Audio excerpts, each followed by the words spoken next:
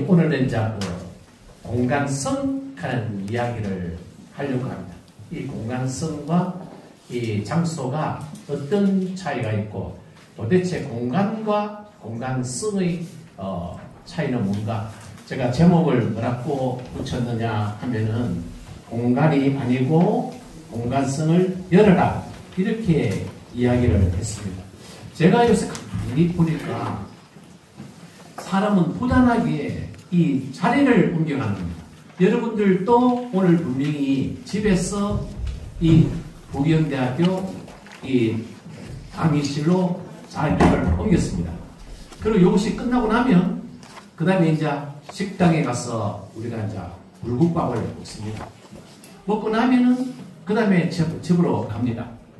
만약에 우리가 그 공간을 움직이지 않으면 몸이 죽습니다. 저는 항상 이 몸이 죽으면 정신이 죽게 되고요. 이런 것입니다.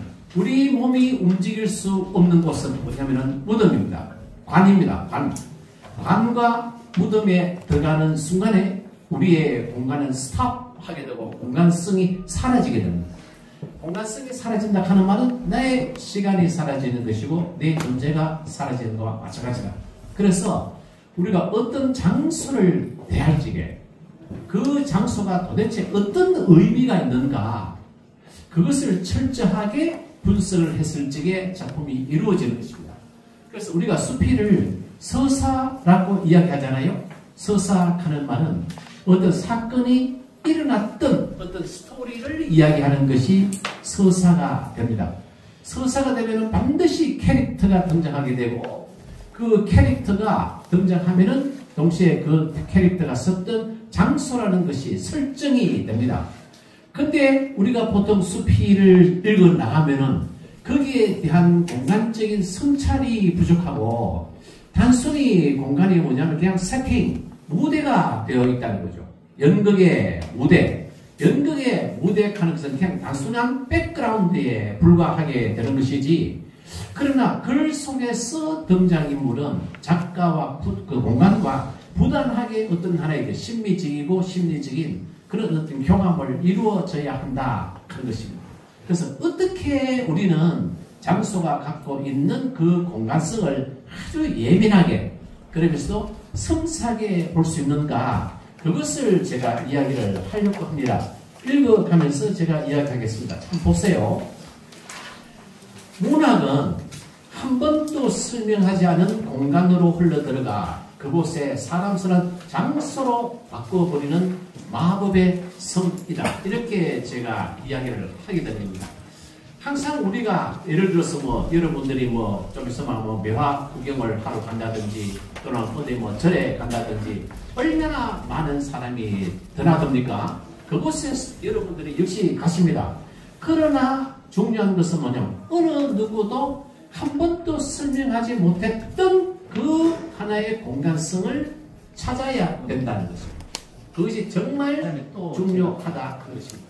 왜 수필이라든가 시도 마찬가지입니다. 소설이 식상스러우냐? 식상스럽다 하는 말은 뭐냐면 그냥 남이 본 대로만 보기 때문에 그것이 문학으로서 가치가 없는 것이다. 그래서 물리적인 장소를 심리적 공간으로 바꾸고 사회적 장소에 감각적 심리적 의미를 부여한다. 이 말은 뭐냐 하면은 장소라 하는 것은 두 가지 의미가 있습니다. 하나는 물리적 장소로서 어떤 하나의 절이 있는 것이고 또 하나는 사회적 장소가 있는 겁니다. 그리고 물리적 장소는 심리적 공간으로 바뀌고 또 동시에 사회적 장소는 감각적 심리적으로 바꿀 때 삶의 공간이 된다. 이것이 바로 문학이 수행하는 역할이다 하는 이야기를 하고요. 우리가 잠이 들잖아요. 잠이 들면은 내 몸이 움직이질 않습니다. 그냥 그대로 어떤 요 위에 침대 위에 있게 되잖아요. 그러면 그 순간에 나의 공간성은 사라집니다. 내 공간은 그냥 침대라는 그곳에 하나 정체되고 고정되어 있기 때문에 이 삶의 공간성이 사라진다 하는 그 이야기를 하면서요. 아까 이야기했듯이 공간의식이 사라지면 시간의식이 사라지고 그러면 동시에 주체성도 사라져버리게 되는 것입니다. 그래서 하나의 공간의식과 시간의식과 그 다음에 주체성 이 생각을 합칠 때 그때 비로소 뭐냐면은 안에 공간성이 살아난다. 그래서 우리가 이야기하는 말은 글을 쓸 적에 작가는 이 뭐냐면 공간이 정지한 상태가 길수록 자아는 무력해지고 글의 흐름은 애매모호해진다 하는 것. 저는 항상 뭐냐면 작가는 뜨돌이라고 생각을 합니다. 작가는 끊임없이 어느 곳으로 이동하는 그런 노마드적인 존재라고 생각을 하는 겁니다. 실제로 그렇습니다. 작가라 하는 건 뭐냐면 글자 한자를 쓸 적에 순간순간적으로 현실과 그 문학이라는 심리적 공간을 왔다 갔다 한 문장을 쓸 때마다 현실적인 공간과 심리적인 공간을 오가는 그만큼 어떤 하나의 길을 걷는 나그네가 어딨냐 이렇게 생각을 하는 것이죠. 자, 어떻게 봐야 되느냐? 어떻게 봐야 되느냐? 저기 그냥 한 사람이 방에 들어간다. 이라면 절대로 그리 되지 않습니다. 저기 한 사람이 예를 들어서 지하철에 앉아있다. 이라면 절대로 그리 되지 않습니다. 이렇게 보셔야 됩니다. 제가 보는 예를 들었습니다. 뭐냐면 그 움직임을 면밀하게 살펴야 됩니다. 예를 들어서 주부가 부엌으로 들어갈 때의 발걸음, 처녀가 미용실 문을 열 때의 손동작, 어부가 배에서 내리고 승객이 열차 승강장에 발을 올리는 소리, 학자가 거실에서 서재로 들어가는 뒷모습, 이렇게 그 하나의 그 사람의 동작, 그 사람의 모습을 분화시켜야 됩니다. 그냥 그대로 전체적으로 그 사람의 모습, 제가 제일 싫어하는 단어이 모습이라는 단어입니다. 모습. 저기 예를 들어서 늙은 어떤 하는 사람의 모습, 걸어가는 모습이 보인다. 이거 그리 꽝입니다. 꽝. 그래서 그걸 전체로 보지 말고 마치 어떤 하나의 그 사람의 형상을 갖다가 초현실주의자가 그림을 그리듯이 입체화시키고 그러면서 분화시켜 나가야 됩니다. 그때 그 글이 살아난다 하는 그 이야기를 말씀드리고 싶고요. 그래서 장소를 그 밑에 보면은 단순히 세팅으로 보지 말고 그것이 지는 예술미를 찾아. 저는 항상 문학의 예술미를 찾아야 된다 하는 말은 그런 유미주의자가 말하는 아름다움 이런 걸 이야기하는 것이 아니고 여기서 예술에는 모든 것이 아름다운 것입니다. 아름다움, 예를 들어서 역설이든지 상처라든지 본능이라든지 질투라든지 배신이라든지 애정, 이런 그 하나하나가 갖고 있는 이 감정의 그 순수한 감정을 찾아내야 된다. 예를 들어서 우리가 여기 이야기하면서 예를 들어서 어떠한 사람이 그 열차간이라든가 버스라든가 지하철을 딛고 있을 때의 그 발자국 소리에서 그 발자국의 소리에서 그 사람이 갖고 있는 삶에 대한 애정이라든가 삶에 대한 시기라든가 질투심을 느낄 수 있어야 된다. 그래야 그 지하철이라든가 버스가 갖고 있는 그 장소의 공간성을 살릴 수 있다. 이것을 글을 통해서 묘사를 해 주어야 된다 하는 겁니다. 그래서 그 밑에 제가 예를 들어 두었습니다. 자, 여러분은 예를 들어서 이러한 장소에서 어느 정도를 느끼는가 보십시오. 예를 들어서 홍수 방지용 제방에 있어서 흐르는 물살을 바라보는, 우리 이거 물살을 바라보는 글 많이 씁니다. 실제로 바라봅니다. 아무리 위험해도 정체된 것보다 움직이는 편이 훨씬 낫다. 이것을 흘러가는 물에서 느껴야 된다. 이 말입니다. 흘러가는 물은 우리가 지속성을 가져야 되잖아요. 물에서 우리는 강에서 지속성을 느낍니다. 그 지속성을 느끼면서 동시에 뭐냐면 그 물살의 역동성을 느껴야 된다. 흐르는 모든 것에서는 지속성과 역동성을 가져야 된다. 그것이 뭐냐, 흐르는 강물, 예를 들어서 지금부터 바람, 또는 예를 들어서 시간, 이런 것은 끊임없이 흘러간다. 세월 같은 거, 나이 같은 거. 여기서 이거는 지속성뿐만 아니라 그것이 갖고 있는 역동성. 역동성은 긍정적인 역동성이 있으면서도 부정적인 역동성이 있습니다. 이것을 찾아야 글이 생동감을 갖고 있다. 단순히 흐르는 것, 이것만으로는 글이 부족하다 하는 이야기고요.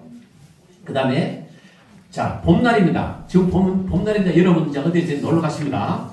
봄날의 안온한 공원, 채소들이 줄지어 심어진 시골 채소밭, 돌을 던져 사망치기 놀이를 하던 황토 골목은 바늘처럼 선명하게 꿰뚫고 들어오는 사라진 것에 대한 아픔을 느껴야 된다 이 말입니다.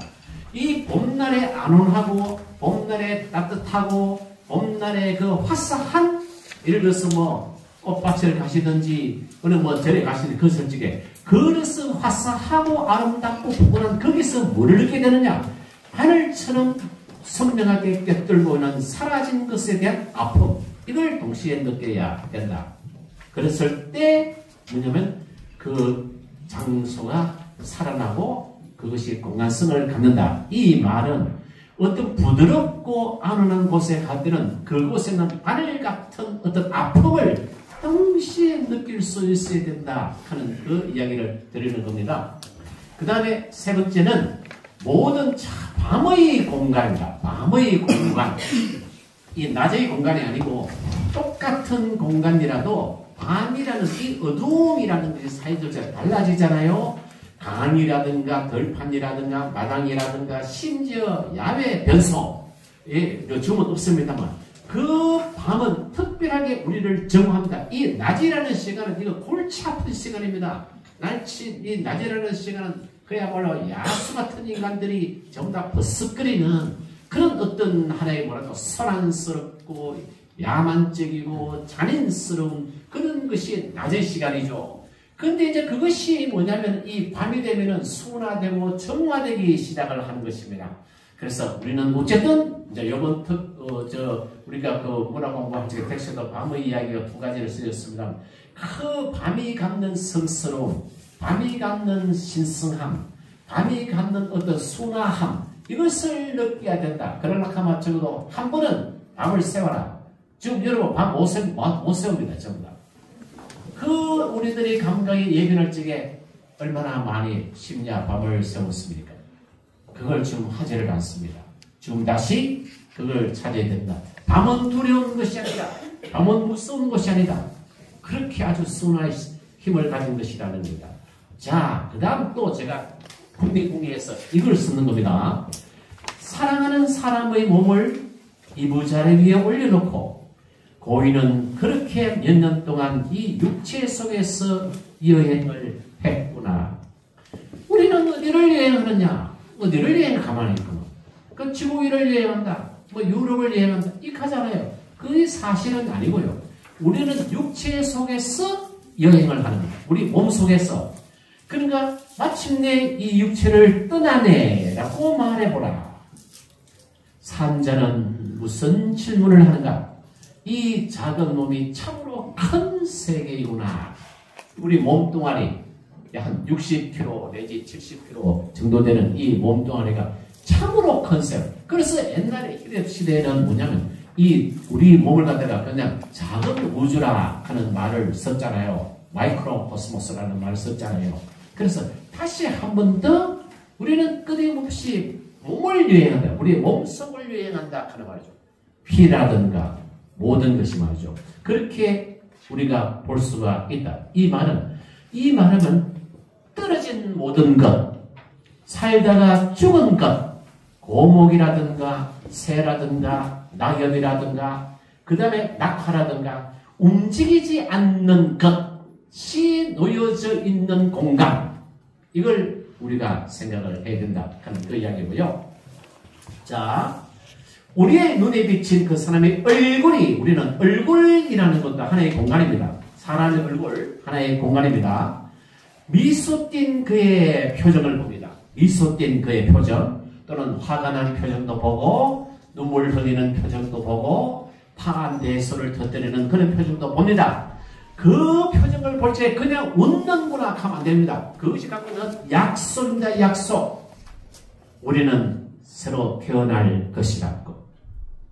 이번에는 적절한 시간, 적절한 장소에서 다시 태어날 것이라고. 라고 그 미소를 읽을 수 있어요. 모든 미소는 하나의 스토리를 갖고 있잖아요. 웃고 그냥 그가 예를 들어서 나는 길거리를 가다가 해서 나에게 미소를 짓는 아가씨를 봤다. 이게 이렇게 해서 그걸 끝나면 그건 꽝입니다. 꽝. 그 미소가 무엇을 하고 있느냐? 이거는 분명히 뭔가를 합니다. 우리는 새로 태어날 것이라고. 이번에는 적절한 시간에 적절한 장소에서 이런 어떤 하나의 표정에 담겨져 있는 미래의 공간, 이것을 볼 수 있어야 된다 하는 이 말입니다. 현실적인 현재의 사람의 표정에서 미래의 공간을 읽을 수 있어야 된다, 이 이야기입니다. 자, 삶은 여행이다. 삶은 여행, 얼마나 많은 글을 씁니까? 여행의 끝은 집으로 돌아가는 것이듯이 우리의 삶은 죽음이라는 집으로 돌아가는 것이다. 여정하는 말에는 시종이 있는 것이고, 삶에는 그 안에 태어남과 죽음이 있잖아요.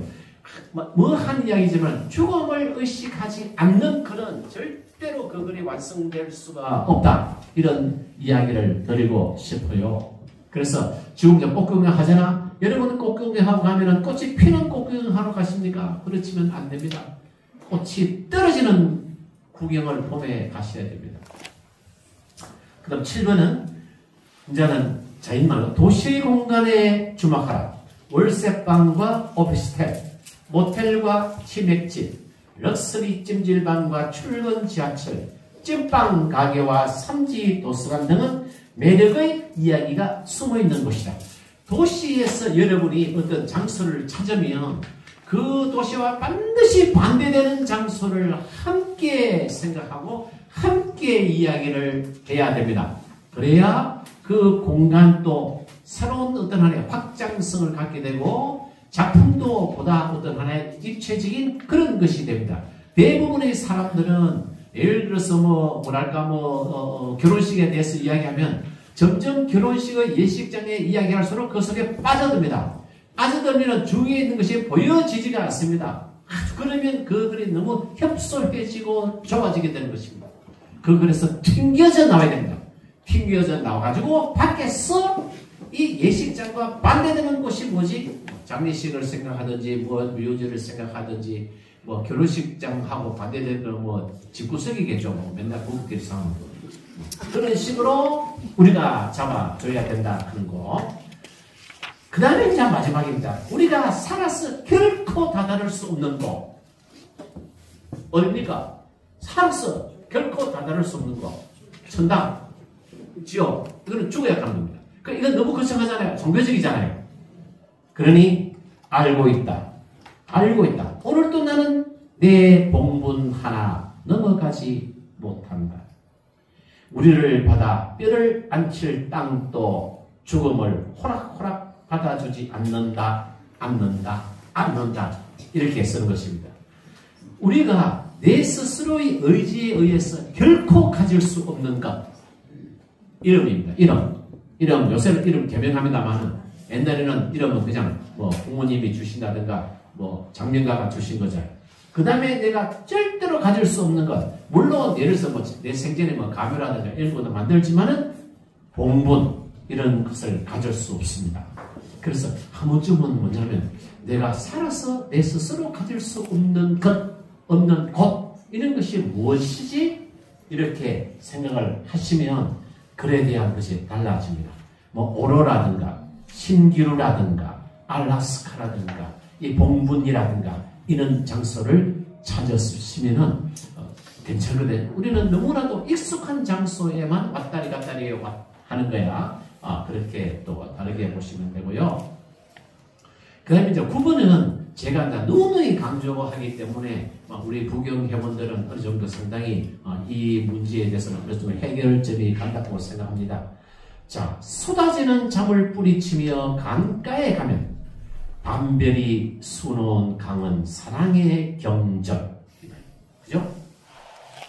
모든 결국에는 우리가 어떤 사물을 볼 적에 최고의 해석력은 뭐냐면 하나의 종교적인 해석력이라고 했잖아요. 하나의 그것이 경전 이야기. 이때 불경이라든가 성경이라든가 이런 말씀은 안 됩니다. 여기서 경전이라 하는 말은 뭐냐면 하나의 모든 성경이라든가 또는 불경이라든가 사서오경, 우리가 동양의 중국의 사서오경이라든가 이런 모든 것을 이야기하죠.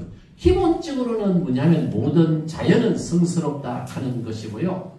또 동시에 우리는 그 자연을 해석할 적에 영성의 힘으로 자연을 해석해야 된다. 그리고 모든 것이 경전이다. 모든 것이 경전이다. 예를 들어서 우리가 알고 있는 보통 방문 이것도 하나의 경전이 되는 것이고, 그래서 그런 아주 주위에서 우리 가까운 데서 하나의 그 경전과 같은 것을 찾아내야 된다는 것이고요.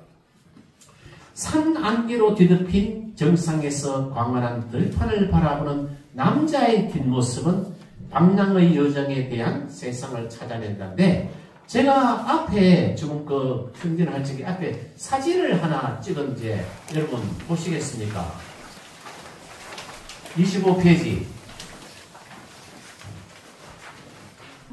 거기 이제 그 카스파르 프리드리히라는 화가가 일출을 맞는 여인이라는 이 이제 그림인데, 이 그림입니다.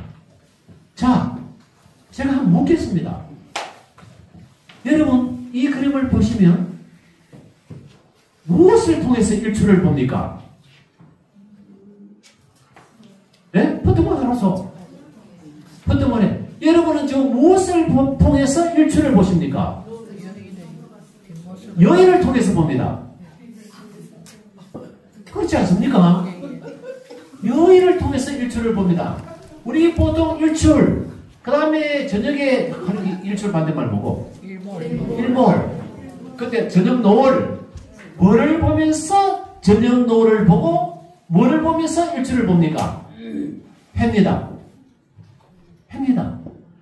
이때까지 모든 글을 쓰는 것은 해를 보면서 일출에 대해서 글을 씁니다.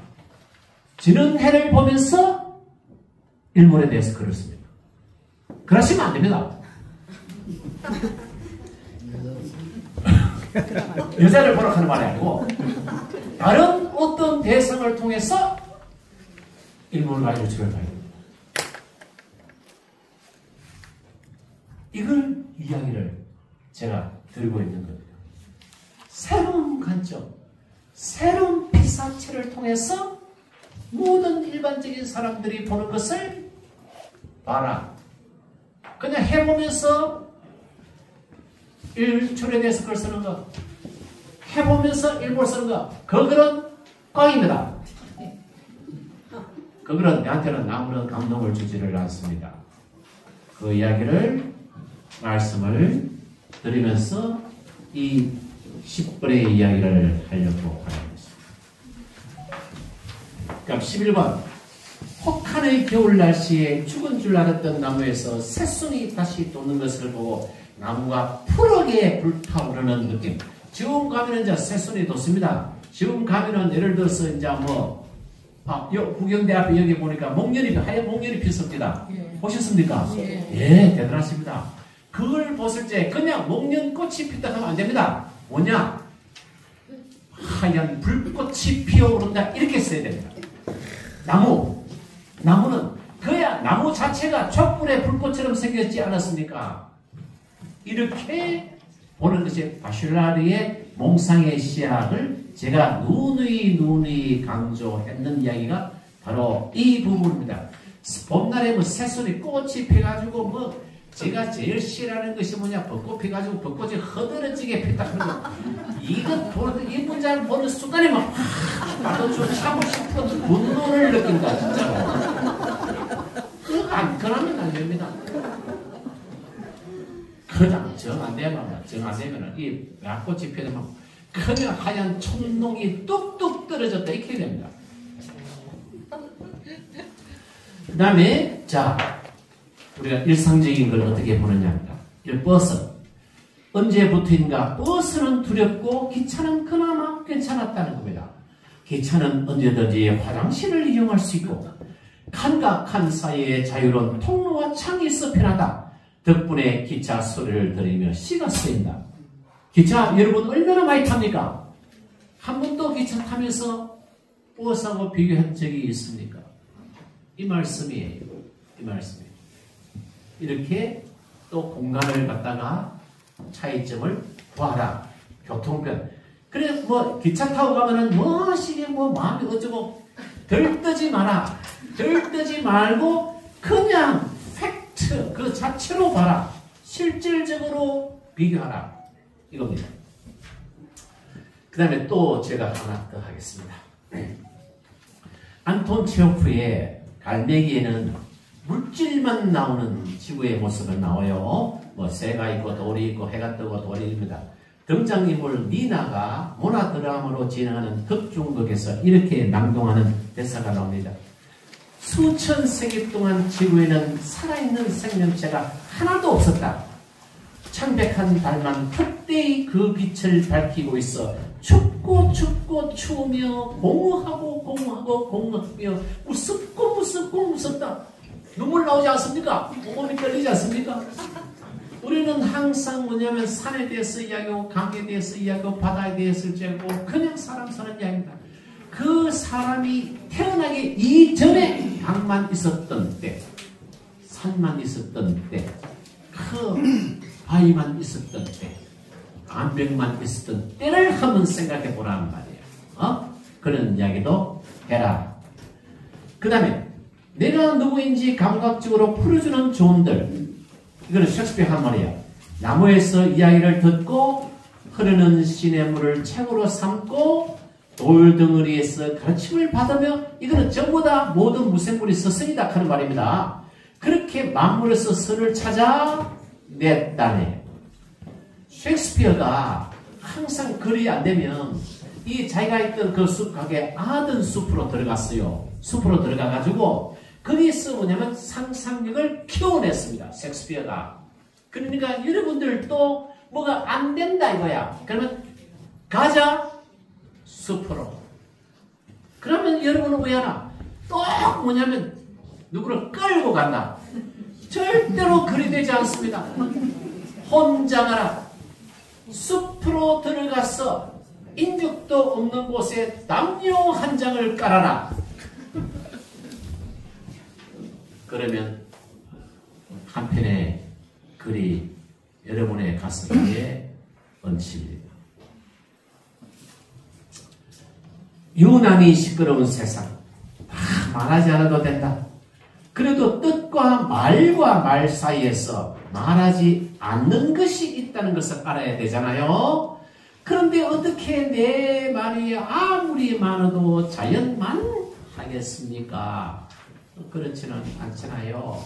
자연은 최고의 설교자고 최고의 공변가죠. 그래서 우리가 글을 쓰는 사람은 어쩔 수 없는 겁니다. 자연을 자기의 베스트 프렌드로 삼으셔야 됩니다. 그래서 아까 이제 그 심사위원도 한마디 했는데 도대체 좋은 글은 어디서 나오느냐? 절대로 여러분들이 뭐냐면은 멋진 단어와 멋진 문장을 연결해가지고 글을 쓰면 좋은 글이 나온다고, 좋은 작품이 나온다고는 절대로 생각하지, 그래서는 안 됩니다. 아무리 작은 공간에도 이 잘 만나야 됩니다. 아무리 작아도 잘 만나야 된다는 말은 세상을 있는 그대로 정직하게 보아야 한다는 말입니다. 그냥 예를 들어서 한때 산은 산이고 또 뭐라 했노?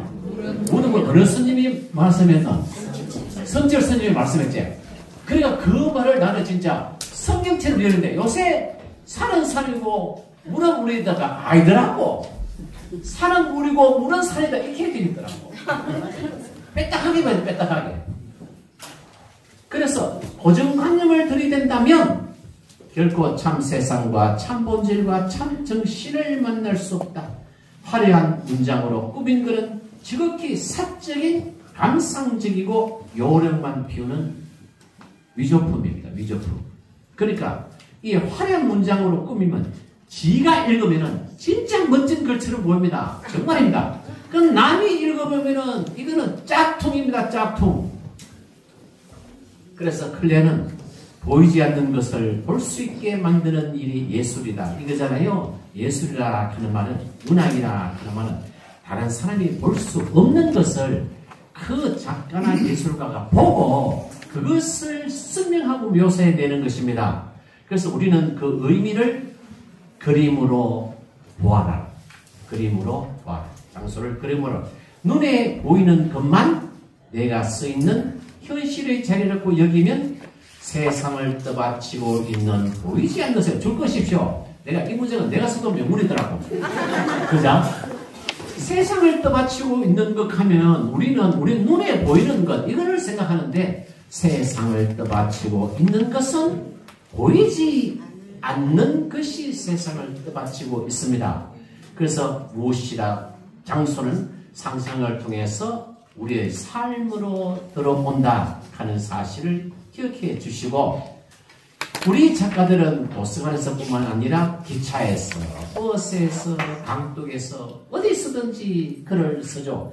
그 독특한 장소가 발산하는 은밀한 교실, 이것도 줄 거야 됩니다. 모든 장소는 나한테는 독특한 것입니다. 모든 장소. 그냥 그 장소 하나를 그냥 일반적이고 보편적인 장소라고 하면 안 됩니다. 그래서 독특한 장소가 지닌 발광하는 은밀한 교실, 여기에 접속해야 됩니다. 자아가 영감을 얻으면서 상상력이 확장되고요. 그럼으로써 우리 삶이 펼쳐가죠.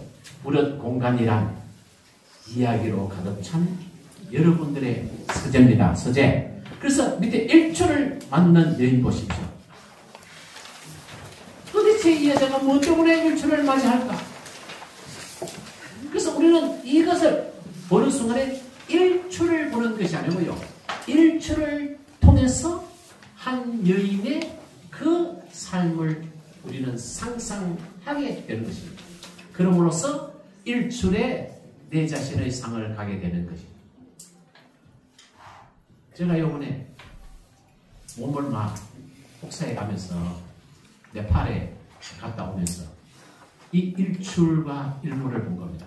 제가 모든 사람들이 일출을 보면서 해를 보고 있을 적에 저는 등지고 일출을 봤습니다. 여러분, 등지고 해를 등지고 일출을 보다. 이거 내가 설락하는 거니까 여러분 쓰면 안 됩니다. 알았어요. 그죠? 등지고 보니까 상상력이 피어난 거지. 일출을 보면은 그냥 리얼리즘 그것만 보게 되고 해 뜨는 모습 리얼리즘 등지고 보면은 리얼리즘 플러스 이미지네이션 상상력이 같이 전대하는 것입니다. 그래서 우리는 어쨌든 나이를 먹게 되면은 이 좀 무뎌집니다. 그 무뎌짐 출발이 뭐부터 무뎌지느냐 하면은 그냥 뭐냐면 일상적인 어떤 공간 여기에 대한 공간 지각과 공간 감각이 사라지게 되는 거예요. 그것을 살려야 되는 것입니다. 그런 이야기를 갖고서 오늘 여러분들에게 말씀을 드리는 것입니다. 잘 경청해 주셔서 고맙고요. 이렇게 해서 여러분들이 글이 또 한 단계 뛰어오르는 그런 시간이 되게 부탁을 드립니다. 마치겠습니다.